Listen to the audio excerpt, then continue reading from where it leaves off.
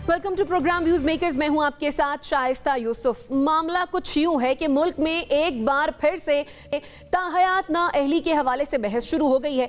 एक तरफ 62(1)F में तरमीम का बिल सेनेट में पेश कर दिया गया है, तो दूसरी तरफ आज चीफ जस्टिस ऑफ पाकिस्तान ने ताहयात नाअहली के आर्टिकल 62(1)F को काला कानून करार दे दिया है। मुल्क में इस कानून की वजह से नवाज शरीफ, जहांगीर तरीन और फैसल वावडा ताहयात पार्लिमानी सियासत से बाहर हैं, जिस पर अक्सर ये मामला उठाया जाता है कि ये कानून बहुत ज़्यादा सख्त है, इसमें कुछ नरमी होनी चाहिए।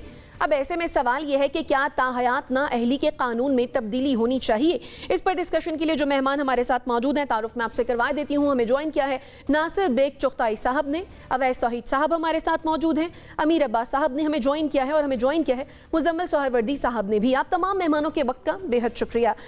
NBC आपकी जानिब आऊँगी। सबसे पहले तो वही एक बुनियादी सवाल जो मैं सबसे ही करूँगी कि एक मरतबा फिर से जो 62(1)F का चर्चा हो रहा है, आपके ख्याल में क्या इसमें तब्दीली होनी चाहिए? जी, मेरा ख्याल है तब्दीली का है में तब्दीली लॉ तो नहीं है, कोई ऐसी कोई कॉन्स्टिट्यूशनल अमेंडमेंट तो नहीं है। 62 में या 63 में कहीं नहीं लिखा हुआ कि ताहयात नाअहली होगी। ये हमने कंसीव कर लिया, हमारी अदालत ने एक फैसला दिया। अवैस तौहीद साहब आपकी जानिब आऊंगी। आपके ख्याल में क्या इस कानून में तरमीम होनी चाहिए? सबसे पहले तो शाइस्ता बात की है कि 62(1)F के तहत यहाँ पे मुंतखब वज़ीर-ए-आज़म नाअहल करार दिए गए नवाज शरीफ साहब, इमरान खान साहब के दस्ते रास्त जहांगीर तरीन साहब, बावजूद इसके कि उन्होंने 2011 सितंबर से मीनार पाकिस्तान में जो आलीशान जलसा कराया था इमरान खान साहब का, वहाँ से लेके तैयारे जो है उनके किस तरह लाहौर, कराची, लाहौर, इस्लामाबाद जाते थे, वो काबीना का हिस्सा ना बन सके और इमरान खान साहब से जुदाई उन्हें मिली और वो 62(1)F के तहत ही नाअहल करार दिए गए, जो आप भी बात कर रही थी। ये जो चीफ जस्टिस उमर अता बंदियाल साहब ने ड्रैकोनियन लॉ इसको कहा है और काला कानून कहा है, लेकिन 2018 में जो 5 रुकनी बेंच थी जिसने ये फैसला दिया था, उसका ये हिस्सा थे चीफ जस्टिस उमर अता बंदियाल साहब, और इन्होंने ये कहा था कि जी ताहयात नाअहल करार देने का, और जहाँ तक मुझे याद है उस कमरे अदालत में केस भी इन्होंने सुनाया था। और ज़ाहिर बात है कि लिखने में उस वक्त जज थे उमर अता बंदियाल साहब, बहुत ही प्रोफेशनल, बहुत ही ज़ाहिर बात है मजे हुए हैं हमारे चीफ जस्टिस, उन्होंने ये फैसला सुनाया था। लेकिन ज़ाहिर बात हमने देखा है कि अभी एक माजी के अंदर एक फ़ैसला हुआ जिसके अंदर वोटिंग का मसला हुआ पंजाब असम्बली के अंदर, और उसके अंदर चीफ जस्टिस उमर अता बंदियाल साहब ने कहा कि ये जब मैं उस वक्त एक यंग जज था, उस वक्त ये उसको मैंने रुजू किया, क्या ये मैं गलती दोबारा नहीं ये करना चाहूँगा, बिल्कुल नहीं करना चाहूँगा। तो उन्होंने एक फिर उसके अलग उन्होंने फैसला दिया। कहने का मकसद ये है कि एक बहस तो छिड़ गई, और 62(1)F के तहत जो है एक बहस थी कि ये ताहयात नाअहली नहीं होनी चाहिए। तो चीफ जस्टिस उमर अता बंदियाल साहब ने जो ये रिमार्क्स दिए हैं, ये बहुत अहमियत के हामिल हैं। जो बार के लोग हैं वो ये कह रहे हैं कि 7 रुकनी लार्जर बेंच जो है उसमें ये अपील की जा सकती है। दूसरी कोशिश ये है कि पार्लियामेंट के अंदर, चूँकि अभी तो 2/3 मेजॉरिटी है ही नहीं, किसी को 2/3 मेजॉरिटी चाहिए इसको तब्दील करने के लिए। तो मुझे लगता है कि 62(1)F से एक न सिर्फ एक कानूनी बहस बल्कि सियासी हलकों में एक बहुत बड़ी बहस छिड़ गई है कि क्या नवाज शरीफ साहब जिनको नाअहल करार दिया गया था, सादिक और अमीन के ना होने के ताने दिए गए थे, जहांगीर तरीन साहब, ख़ुद फैसल वावडा साहब, क्या इनको रिलीफ मिल जाएगा इस बहस से। लेकिन उसके साथ साथ एक कानूनी बहस भी छिड़ी हुई है कि क्या ये मामला कानून के तहत दोबारा अपील हो सकती है, क्योंकि आखिरी जुमला, क्योंकि जहांगीर तरीन साहब और नवाज शरीफ साहब ने रिव्यू पिटीशन फाइल की हुई है और उसको मुस्तरद किया हुआ है सुप्रीम कोर्ट ने। तो क्या ये रिव्यू पिटीशन के बाद दोबारा नजरसानी हो सकती है? ये एक कानूनी हलकों में बहस है, लेकिन मैं समझता हूँ कि बिल्कुल तरमीम होनी चाहिए। और 62(1)F का जो इतलाक था, मैं ये नंगी तलवार एक तरह से लटक रही थी, वो बिल्कुल गलत थी। ठीक है, यानी आपके ख्याल में तरमीम होनी चाहिए। NBC क्या कहेंगे? मैं कह रहा था कि बहुत जो तौहीद बात कर रहे थे, वही कि अदालत का एक फैसला था कि 63 में डिस्क्वालिफिकेशन का टाइम मुकर्रर नहीं है, लिहाजा तायत होनी चाहिए। अच्छा, 2013 के इंतखाबात में जो कहते हैं ना जरदारी साहब रिटर्निंग ऑफिसर का इंतखाब था, वो वजह ये है कि हर रिटर्निंग ऑफिसर ने अपने अपने तौर पर हर आदमी का इस्लाम चेक किया और मजाक उड़ाया उसका, और बहुत से लोगों को डिस्क्वालीफाई कर दिया इसी बुनियाद के ऊपर, 63(1)(f) के बुनियाद के ऊपर।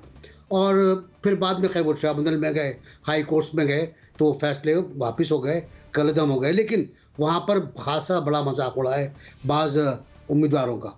यहाँ मैं ये कह रहा हूँ कि ये लॉ नहीं है, ये एक रूलिंग है, एक फैसला है, और ये कहीं पर बात चीज़ें लॉ में लिखी हुई नहीं है। ये तशरीह गालिबन कर दी गई चीफ जस्टिस इफ्तिखार चौधरी साहब ने, ये तशरीह कर दी कि क्योंकि ऊपर वाली क्लॉज के अंदर डिस्क्वालिफिकेशन का टाइम है और नीचे वाली में नहीं है, तो ये ताहयात है, उसका नतीजा जो भी आपके सामने हो। अब जो सेनेट में बिल पेश किया जा रहा है वो एक तरफ है, पलवशा ने पेश किया है, और जो चीफ जस्टिस साहब ने कहा है ड्रैकोनियन लॉ है ये, तो ये ड्रैकोनियन लॉ जो है वो आया भी एक ऐसे शख्स के दौर में था जो खुद आमिर था, और ऐसे तो तमाम निशानियों को मिटा देना चाहिए। ये मौका मिला था मुस्लिम लीग नून को 18वीं तरमीम के मौके पर, जब 18वीं तरमीम हो रही थी तो कहा गया था 62-63 को निकाल दे, तो मुस्लिम लीग नून अड़ गई थी कि नहीं जी ये तो रहेगा, और फिर भुगता भी। बाज़ औक़ात ऐसे ही होता है ना कि भुट्टो साहब एक लॉ लाए थे और उस पर लोगों ने इतराज़ किया था, फिर भुगता भुट्टो साहब ने उस लॉ को, तो अभी इसको लोग नवाज शरीफ ने भुगता है इसको। लेकिन ये नहीं होना चाहिए, ये फितरी इंसाफ के खिलाफ है, ये जस्टिस ऑफ नेचर के भी खिलाफ है, ये इंसानी हुकूक के भी खिलाफ है कि एक आदमी को आप ताहयात डिस्क्वालीफाई कर दें। अच्छा, दूसरा ये सादिक और अमीन भी इस्लामी टर्मिनोलॉजी है, ये इस्तेमाल होनी नहीं चाहिए। सही। मुजम्मिल सोहरवर्दी साहब, आपके ख्याल में 62(1)(f) का जो ये तरमीम का बिल सेनेट में पेश हुआ है, आपके ख्याल में क्या इसमें तरमीम होनी चाहिए, और तरमीम क्या होनी चाहिए? क्या नाअहली की मुद्दत का तयन कर दिया जाए? मैं नहीं समझता कोई तरमीम होनी चाहिए, और मैं समझता हूँ कि मैं इमरान खान साहब के इस मौक़िफ़ का बिल्कुल हामी हूँ कि इसमें कोई तरमीम नहीं होनी चाहिए। और अदालतें कौन होती हैं ये कहने वाली कि ये लॉ ड्रैकोनियन है, ये गुड लॉ है, ये बैड लॉ है? आइन, ये काम तो असेंबलियों का है कि वो कानून और आइन बनाएं, जो भी वो बनाएंगी अदालतों ने उसके मुताबिक फैसला करना है। जो सेनेट में पेश हुआ है उसी की बात कर रहे हैं, उसी तनाजुर में बात कर रहे हैं, हम दूसरे तनाजुर में बात नहीं कर रहे। दूसरा तनाजुर साथ ही जुड़ा हुआ है, आज उसके रिमार्क्स आए हैं, लेकिन मैं समझता हूँ कि आप 62(1)(f) में तरमीम नहीं हो सकती। मेरा नहीं ख्याल कि इस वक्त पाकिस्तान में सियासी माहौल कोई ऐसा है कि 62(1)(f) की कोई तरमीम इस वक्त काबिल कबूल होगी किसी की, क्योंकि एक साइड ने बारी दे दी है और दूसरी साइड की बारी है, और जब दूसरी साइड की बारी है तो जब उनकी बारी आई है तो तौहीन अदालत भी बुरा कानून हो गया है, 62(1)(f) भी बुरा कानून हो गया है, बाकी सब जो कवानीन जो इस्तेमाल हुए हैं उनके ख़िलाफ़ वो सब बुरे कानून हो गए हैं। तो मैं नहीं समझता इस वक्त पाकिस्तान के सियासी मंजरनामे में कोई 62(1)(f) की तरमीम हो सकती है। पहली बात, कौमी असम्बली में 2/3 मौजूद नहीं है, क्योंकि PTI पार्लियामेंट से बाहर है, वहाँ अरकान की तादाद कम है। जब तक उनके इस्तीफ़ों का फ़ैसला नहीं होता, यहाँ वो सीटें वैकेंट होंगी या कुछ होगा। फिर उसके बाद सेनेट में 2/3 कैसे आएगी? क्या PTI 62(1)(f) के हक़ में अब वोट डाल देगी और इसकी तरमीम के हक़ में वोट डाल देगी? क्या इमरान खान साहब के पॉलिटिकल नैरेटिव को ये सूट करेगा कि वो 62(1)(f) को ख़त्म करने के लिए आज वोट डाल दें जब उन फैसल वाडा की बारी है या उनके बारे में बात की जा रही है? तो मुझे नहीं लगता सियासी मंजरनामे में कोई ऐसी गुंजाइश मौजूद है। सियासी जमातों के नैरेटिव को सूट करता है या नहीं? सिर्फ तहरीक इंसाफ की तो बात नहीं सूट करता सारी सियासी जमातों को। मुस्लिम लीग नून ने बहुत बड़ी कीमत दे दी है, उनको क्यों सूट करता है? और PTI जो इसकी बहुत बड़ी वकील रही है उनको भी कैसे सूट करता है? ये तो आग और पानी का मिलाप होगा अगर दोनों मिलकर कोई तरमीम कर लें। सेनेट में दोनों तरफ, एक तरफ शहजादा वसीम खड़े हो जाएं, एक तरफ आजम नज़ीर तारड़ खड़े हो जाएं और दोनों मिलकर 62(1)(f) के खिलाफ वोट डाल दें, तो मुझे तो ऐसा मंजर नजर नहीं आता कि सेनेट से 2/3 अक्सरियत से पास हो जाए और उसके बाद कौमी असेंबली में भी 2/3 अक्सरियत से पास हो जाए, ये थ्रू नहीं होगी। बाकी अदालतों को कानून के मुताबिक फैसला करना चाहिए, कानून पर तशरीह करना उनका हक है, लेकिन कानून बदलने का और आइन बदलने का हक उनके पास हासिल बिल्कुल नहीं है। ये इख्तियार पार्लियामान के पास है और यकीनन इसी वजह से सेनेट में ये बिल पेश भी हुआ है। अमीर, 2 सवाल, क्या तरमीम पेश होनी चाहिए या नहीं, और तरमीम पेश हो सकती है या नहीं? तरमीम हो सकती है या नहीं? जी देखिए, 2 आर्टिकल हैं कॉन्स्टिट्यूशन में, एक है आर्टिकल 62 और एक है आर्टिकल 63। आर्टिकल 62 हमें बताता है कि मजलिस शूरा यानी पार्लियामेंट का रुकन बनने की अहलियत क्या है, और आर्टिकल 63 हमें बताता है कि मजलिस शूरा का अहल ना रहने की जो डिस्क्वालिफिकेशन किस किस बुनियाद पर हो सकती है, यानी कौन सा शख्स उसके लिए नाअहल होगा। अब ये जो अहलियत वाला आर्टिकल 62 है, इसमें जो 62(1)(f) है जिस पे हम बात कर रहे हैं, वो ये कहता है कि रुकने पार्लियामेंट उसको होना चाहिए जो समझदार हो, दाना हो, जो नेक हो, सादिक और अमीन हो, रास्तबाज हो और सच्चा हो। अब मुझे बताएं कि क्या हम क्या चाहते हैं कि हमारा जो पार्लियामेंट का रुकन हो वो सच्चा ना हो, झूठा हो, क्या वो बददियानत हो, खाइन हो? क्या हम चाहते हैं कि उसकी अकल या मत मारी हुई हो, उसमें दानाई या समझदारी ना हो? हम क्या चाहते हैं? मैं इतनी बात से तो इत्तेफाक करता हूं जो चुगताई साहब ने फरमाया कि जो डिस्क्वालिफिकेशन की मुद्दत है वो आइन के अंदर नहीं दी गई, वो इंटरप्रिटेशन की थी सुप्रीम कोर्ट ने जी। उसके ऊपर बात हो सकती है कि ये 10 साल होनी चाहिए, 15 साल होनी चाहिए, लाइफ टाइम होनी चाहिए, कितनी होनी चाहिए, लेकिन आप मजीद इसको डिफाइन कर दें, ईमानदारी को, दयानतदारी को आप डिफाइन कर दें, लेकिन आप सिरे से खत्म कर दें इसको। अच्छा कर दे खत्म, फिर कोई तो क्वालिटी, कोई तो क्राइटेरिया आपको रखना पड़ेगा ना। मैं अगर कल इलेक्शन लड़ने का इरादा करता हूं या हम में से कोई इलेक्शन लड़ने का इरादा रखता है, तो क्या हमारे लिए कोई क्वालिफिकेशन, प्री क्वालिफिकेशन नहीं होनी चाहिए?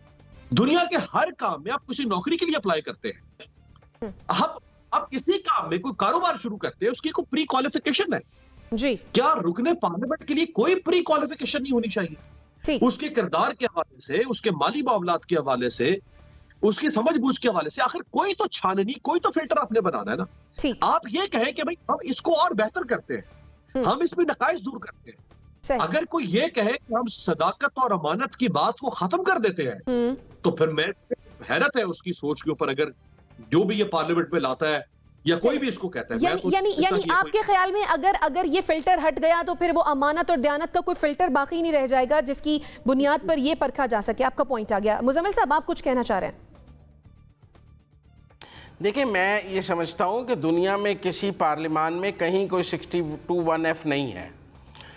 जब तक कोई आदमी किसी जुर्म में सजावार नहीं है, वो पाकिस्तान का आम शहरी है और वो बेकसूर है, उसको ईमानदार, सच्चा, सादिक और अमीन समझा जाएगा। इसका कोई सर्टिफिकेट देने का किसी के पास अख्तियार नहीं है। ये उस हर आदमी सादिक और अमीन और सच्चा है जब तक कि वो किसी अदालत से खाइन या जब तक वो किसी अदालत से झूठा साबित ना हो जाए। लिहाजा इसके लिए कोई 62(1)(f) रखने की जरूरत नहीं है। जब कोई आदमी कन्विक्ट हो जाएगा किसी जुर्म में, तो सजा याफ्ता जो है वो पार्लियामान का रुकन नहीं हो सकता। उसकी हमने सजा रख ली कि 5 साल के लिए नाअहल है। ये यूनिक जो है ना कि कोई प्री क्वालिफिकेशन होनी चाहिए। ये आमरों ने ग्रेजुएशन की लगा ली, फिर वो एप्डो लगा लिया, फिर ज़ियाउल हक ने कुछ कर लिया, फिर अयूब खान ने। ये वो सोच है कि हमें फिल्टर लगाना चाहिए। क्यों फिल्टर लगाना चाहिए? हर आम को इलेक्शन लड़ने का हक होना चाहिए जब तक कि वो किसी अदालत से सजा याफ्ता नहीं है, उसके ऊपर कोई जुर्म साबित नहीं हुआ।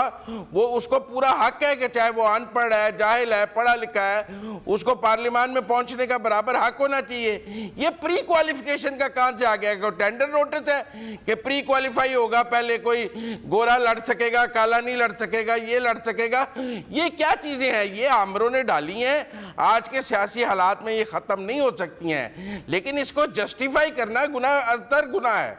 और मैं समझता हूं कि हर आम शहरी जो है मेरे नजदीक सच्चा, ईमानदार, सादिक और अमीन है जब तक कि कोई अदालत उसको करार ना दे दे कि ये सच्चा नहीं है, ये सादिक नहीं है। इसके लिए कोई रिटर्निंग अफसर, कोई मतलब अदालत के खुसूसी इख्तियारात, कोई खुसूसी शिक की जरूरत नहीं है, ना किसी मुल्क की जमहूरियत में इसकी कोई गुंजाइश। ठीक है, आपका पॉइंट आ गया। एनबीसी भी कुछ ऐड करना चाह रहे हैं। जी एनबीसी। मैं कह रहा था कि जिस शख्स ने इसको आयन में शामिल किया वज़ीर डंडा, वो खुद ही झूठा था, वो खुद ही अमीन नहीं था, वो खुद सादिक नहीं था।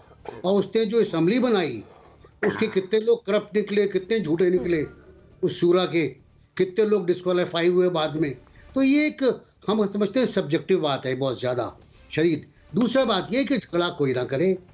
चीफ जस्टिस ने कह दिया है कि ड्रैकुलियन लॉ था ये, इसको हम संजीदगी से और मोहतात अंदाज में देखेंगे।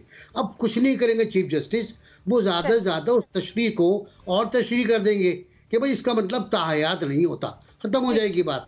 इस पर लड़ाई की क्या बात है। चले ठीक है, आपका पॉइंट आ गया नाज़रीन। एक ब्रेक लेते हैं और फिर वापस आते हैं। स्टे विद अस।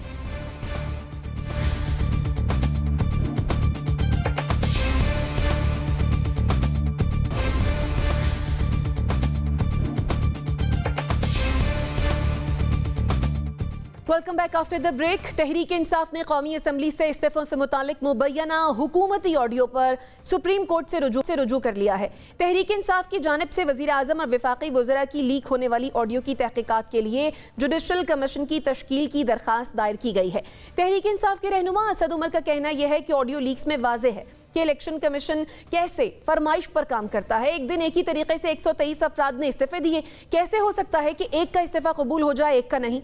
अब सवाल यह है कि क्या तहरीक इंसाफ के इलेक्शन कमीशन से मुताल्लिक तहफ़्फ़ुज़ात में वज़न है? अब सब आपके ख्याल में तहरीक इंसाफ के तहफ़्फ़ुज़ात और मुतालबात इलेक्शन कमीशन के हवाले से जो हैं वो दुरुस्त हैं?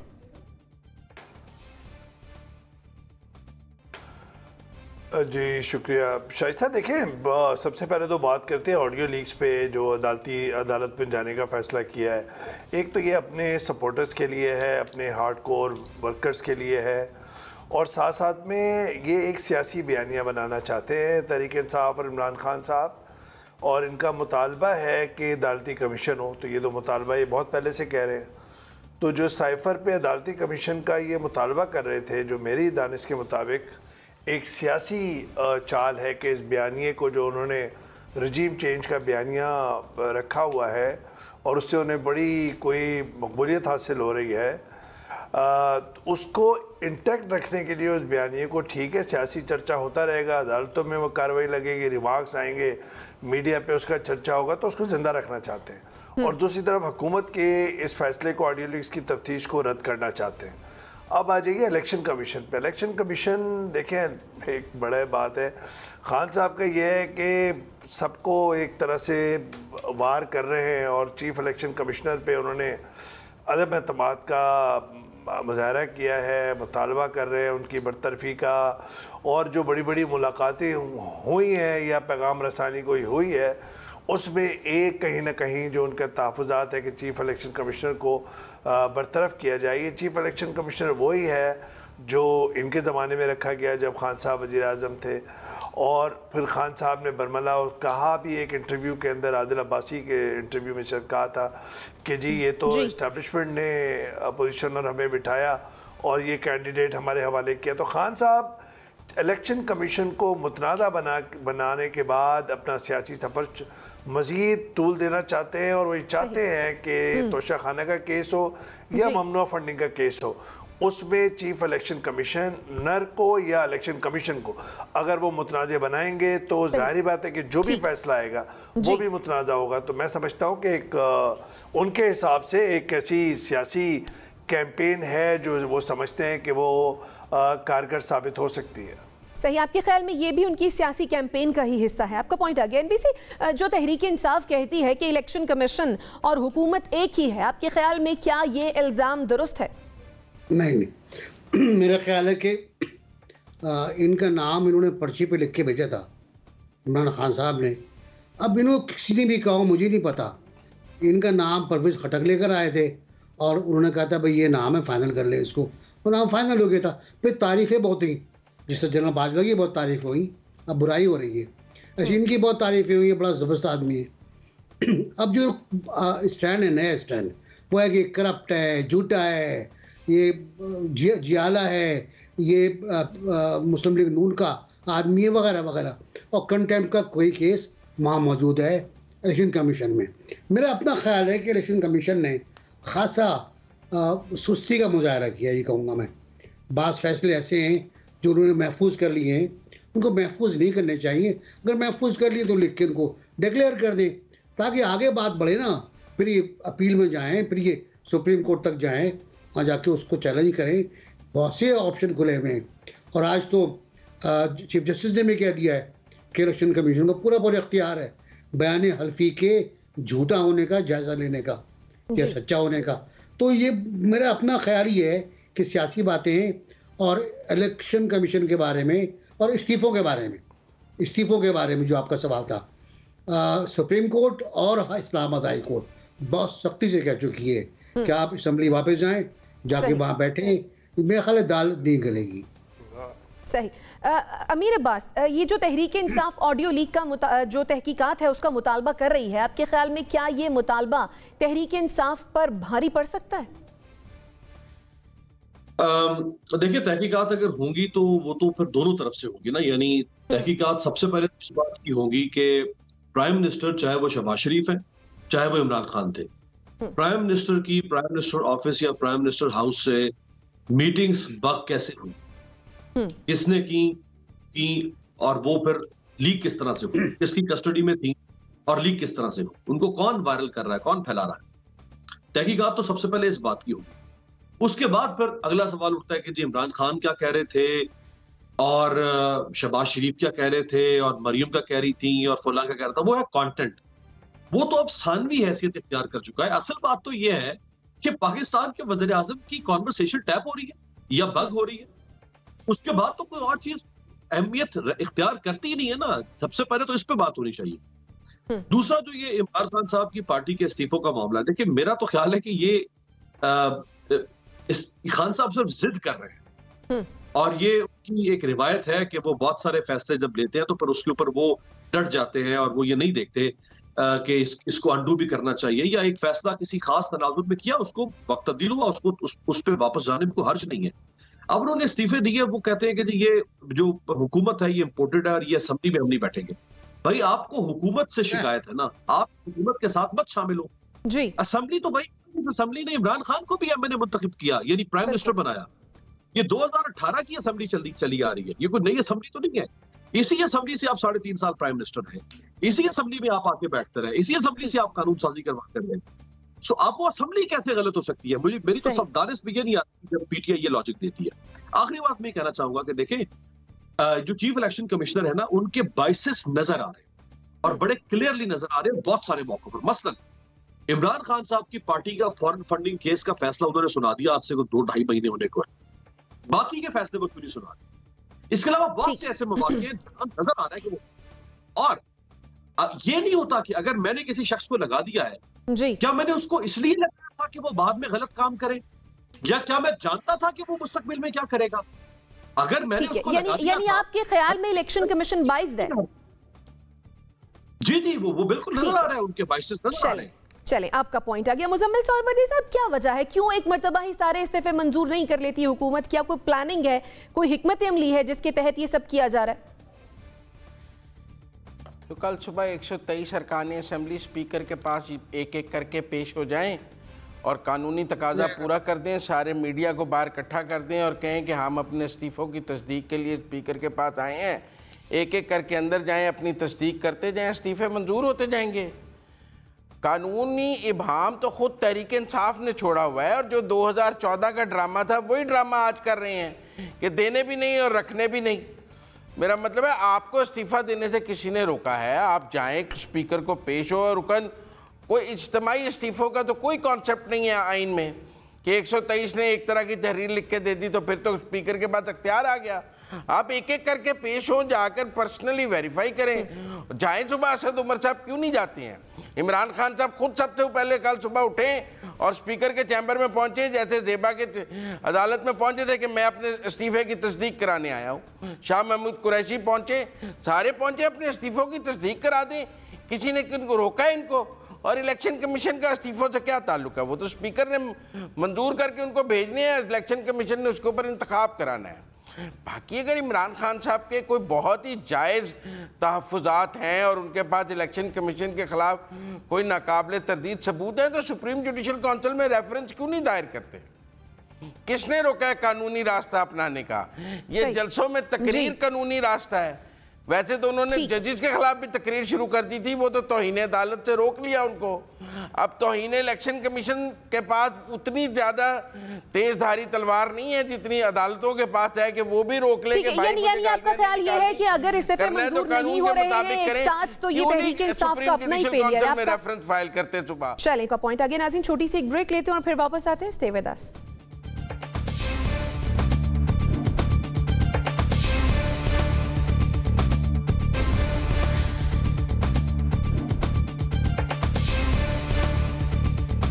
Welcome back after the break. Muslim League Noon की रहनुमा मरियम नवाज ने आज प्रेस कॉन्फ्रेंस की जिसमें उन्होंने साबिक वजीर आजम इमरान खान पर सख्त तनकीद की, उनकी सियासत, साइफर के मामले और मुबैना करप्शन के मामले पर तवील गुफ्तगू की।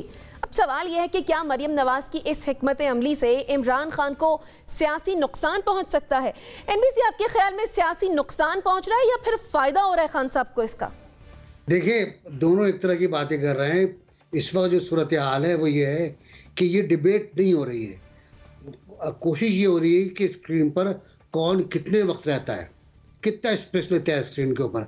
सब बातें वही हैं जो पहले होती थी। इमरान खान साहब की बातें 5 साल पुरानी हैं, मरियम की बातें 1 साल पुरानी हैं। सब अब जो नई बातें मरियम की हैं वो आज कुछ की हैं उन्होंने आज के हवाले से। तो मुझे लगता है एक बेसूद मशक है ये। इससे अब ना अवाम मुतासिर हो रहे हैं ना और लोग मुतासिर होंगे।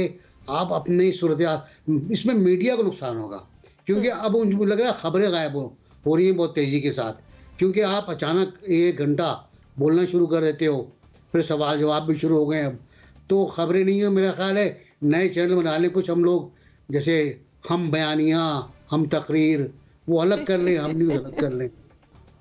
सही, अच्छा चलें, आपकी जानिब से एक सजेशन भी आ गई।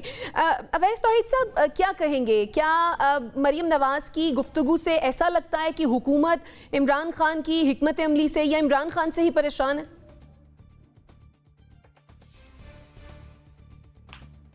देखिए, मैं समझता हूँ कि इतना पोलराइज एनवायरनमेंट है सियासी और पब्लिक डोमेन जो है, उसके अंदर इमरान खान साहब अपनी कॉन्स्टिट्यूंसी को एड्रेस कर रहे होते हैं और मरियम नवाज साहिबा जो हैं वो अपनी कॉन्स्टिट्यूंसी को एड्रेस कर रही होती हैं, अपने वोटर्स को इंटैक्ट रखते हैं, उनसे मुखातिब हैं। इतने हाशिया इतना गहरा हो चुका है, तफरीक इतनी गहरी हो चुकी है कि उसके अंदर ठीक है बस बोलते रहे। और ये NBC सही कह रहे हैं कि शह सुर्खियाँ बनाते रहें। इनको 1-1 घंटे, पूरी दुनिया के अंदर कहीं घंटों प्रेस कॉन्फ्रेंसेस लाइव नहीं होती है, लेकिन यहाँ पर होती है और नहीं हो तो फिर गुस्से से भी देखा जाता है। तो मैं समझता हूँ कि ये एक्सरसाइज इनके लिए अपने हलके के लिए है, अपनी कॉन्स्टिट्यूंसी के लिए। और दूसरी बात, मरियम साहिबा एक बड़े इम्तहान में नाकाम रही जो ज़िमनी इंतखाबात में इमरान खान साहब ने उनसे वो बाजी जीत ली।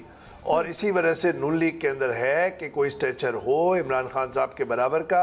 नवाज शरीफ साहब की वापसी को उसी तनाजुर में देखा जा रहा है कि वो इमरान खान साहब का आके मुकाबला करेंगे। तो मुझे लगता ये है कि मरियम नवाज साहिबा बहुत ज़्यादा तूल दे रही हैं प्रेस कॉन्फ्रेंसेस को, और इसी तरह इमरान खान साहब के हवारी हैं। सुबह से लेकर रात तक प्रेस कॉन्फ्रेंस करना कोई अच्छी बात तो है नहीं, किसी की सेहत पे फर्क नहीं पड़ेगा, अपनी अपनी सफाइयाँ दे रहे हैं। ठीक है, सब अपनी अपनी सफाइयां दे रहे हैं। अमीर, आपके ख्याल में क्या मरियम नवाज को सिर्फ यही टारगेट मिला हुआ है कि उन्होंने इमरान खान के खिलाफ ही बात करनी है? जी हाँ, मरियम बीबी के पास कहने को सिर्फ यही है। और आप अगर उनकी तकारीर, उनकी प्रेस कॉन्फ्रेंसेस उठा के देख लें, आपको उनकी तकारीर में कोई इंटेलेक्ट नजर नहीं आएगा। आपको मरियम बीबी की गुफ्तगू में कोई विजडम और विजन, यानी थॉटफुलनेस जिसे कहते हैं ना, यानी लीडर जब बात करता है तो वो मुआशरे को बेदार करता है, लोगों के जहनों को कुरेदता है, नई सोच देता है। वो जो लीडर होता है उसका दिमाग शाइस्ता एक ऐसी मशीन की तरह होता है जो मशीन कोई नई चीज पैदा करती है। जी, लीडर के दिमाग से सियासी ख्यालात जन्म लेते हैं। पर ये बीबी के पास कुछ नहीं है, चंद घिसे पेटे अल्फाज हैं, वो रट्टा इमरान खान के खिलाफ लगाया हुआ है, वो लगा देती है, इसलिए उसकी न्यूसेंस वैल्यू वो खत्म होती जा रही है। ठीक है, मुजम्मिल साहब। ज़रूरत है सियासी उस वक़्त, क्योंकि मुकाबले पे जो सियासी लीडर है उसका भी कोई विजन और विजडम नहीं है। उसने भी एक 5 साल से रटी रटाई तकरीर है जो वो हर रोज़ दिन में 3 दफ़ा करते हैं। तो अब जवाबुल जवाब में खामोशी रखी जाए तो कहा जाता है कि जी दूसरी साइड के पास कहने को कुछ नहीं है, और जब बोला जाए तो फिर आप कहते हैं कि वो उनके पास कि वो यही कुछ बोलते रहते हैं। जब एक साइड से एक ही बात की जा रही है तो उसका जवाब भी एक ही होगा। उसके रोज़ नए जवाब कहाँ से निकाले जाएं? जो इमरान खान साहब पिछले 5 साल से एक ही तकरीर कर रहे हैं, और हम वज़ीर आज़म बनने पर भी कह रहे थे कि अब तो तकरीर बदलने, अब आप वज़ीर आज़म हैं। तो वही तकरीर उनकी अपोजिशन में थी, वही वज़ीर आज़म में है, वही फिर अपोजिशन में है। तो जवाबुल जवाब में वो उसी का जवाब दिया जाएगा ना, नई बात कहाँ से आएगी? तो दोनों तरफ मेरे ख्याल में ताली बराबर की है, और जो इस वक्त ठीक है, यानी आपके ख्याल में एक साइड, ठीक है, ताली दोनों हाथों से बज रही है, और लीक में जो नुकसान है वो आवाम का हो रहा है। नाज़रीन, इसी के साथ मुझे और मेरे मेहमानों को दीजिए इजाजत। अल्लाह ने के बाद।